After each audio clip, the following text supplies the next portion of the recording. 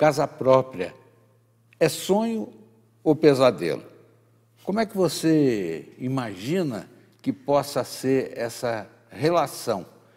Nunca houve uma oferta tão grande de imóveis aí, né? Nós estamos vendo esses imóveis populares, Minha Casa Minha Vida, mas tem gente que tem dificuldade de, ao final da construção, entrar no imóvel ou então, entrando nele, já encontra alguma série de problemas. Nós vamos falar sobre esse assunto hoje com o Dr. Mário Filaretti, advogado, especialista em direito imobiliário. Muito obrigado pela sua presença, doutor. Satisfação toda nossa. É sonho ou pesadelo, na sua opinião? A balança pende mais para que lado? Bom, Cataldi, depende, né? Se a gente procurar uma assessoria especializada nessa área, acredito que não seja pesadelo. Mas partindo aí dos golpes mais comuns, né, que nós temos nessa área, a pessoa deve desconfiar de valores muito baixos, né? Principalmente se a parte que está vendendo exigir um depósito. Então, assim, aconselho que os depósitos, né, referentes a sinais de contrato de compra e venda sejam feitos apenas depois do contrato assinado. Né? Porque geralmente esses golpistas, como em todas as áreas, né, você vê muito isso em automóveis também, eles fazem uma oferta pela internet, o que hoje é muito comum, e exigem para segurar a venda para você um depósito de R$1.000, R$1.500. Você acaba dando esse dinheiro e nunca mais vê nem o anúncio, nem a sua casa. Isso numa relação entre particulares? Particulares, sim. Porque se for o caso de uma venda direta da construtora, né, eu acho que os golpes e as derrubadas são menores, penso. São menores, com certeza. Se você comprar direto uma construtora, o problema que você pode ter é não adequação ao memorial descritivo, ou seja, ela anuncia um acabamento e te vende outro, né, na prática.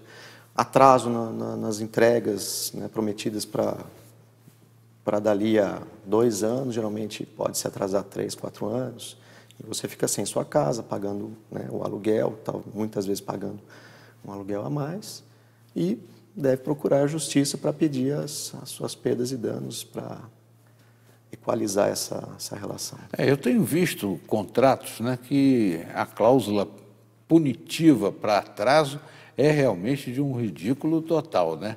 Mas a justiça tem atendido aí algumas demandas de pessoas que vão além, né?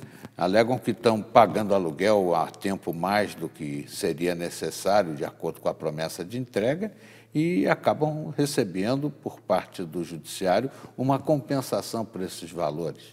Sim, sem dúvidas. Na maioria, 95% dos contratos feitos pelas construtoras, que geralmente é o de adesão, você só vai lá e assina, né?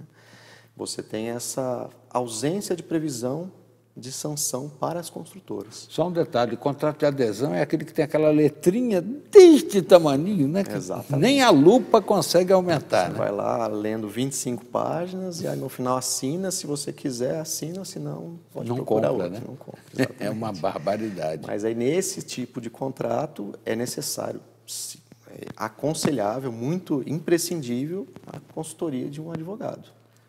Agora, doutor Mário, o sujeito compra lá a casa própria, né, nessas empresas que estão aí no mercado, e tem lá as suas dificuldades, porque quando se apossa do imóvel, vê lá uma rachadura, né, vê lá um problema e tal.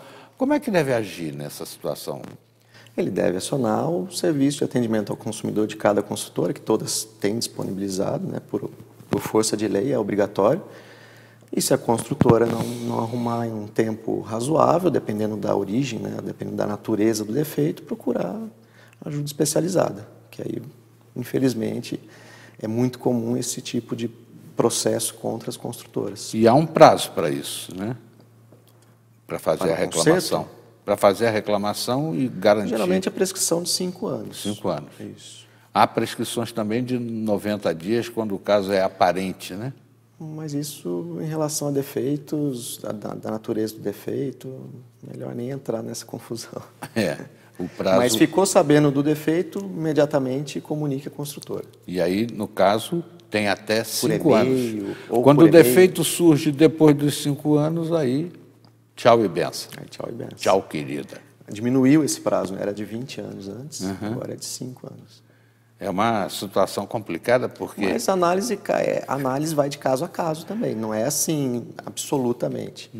Em regra geral, são 5 anos. Agora, há muitos contratos desses que têm o financiamento de bancos, né? Banco privado, banco estatal, né? Sim. E o adquirente pode acionar a construtora e o financiador? Deve acionar, porque o banco, inclusive, ele tem punições para as construtoras tem parceiras seguro? Deles. Tem um seguro? E vai de cada, pode ter ou não, mas vai de cada contrato. Mas geralmente, quando se aciona o banco dá uma notificada na construtora e eles costumam resolver o problema. Tá aí, são informações importantes que a gente nesse bloco deu ênfase aí àqueles imóveis que a gente compra na planta. Mas tem muita gente aí do outro lado da telinha preocupada. Eu quero comprar agora direto, né, daquele que é dono do imóvel. E se tiver algum defeito aí escondido, né, um vício, né, de origem nessa operação? É o nosso próximo enfoque, doutor. Eu vou lhe pedir para permanecer conosco, o doutor Mário Filaretti, advogado, especialista no mercado imobiliário, aconselhando a gente aí num momento tão importante para que o sonho da casa própria não se transforme em pesadelo. É já já, não saia daí.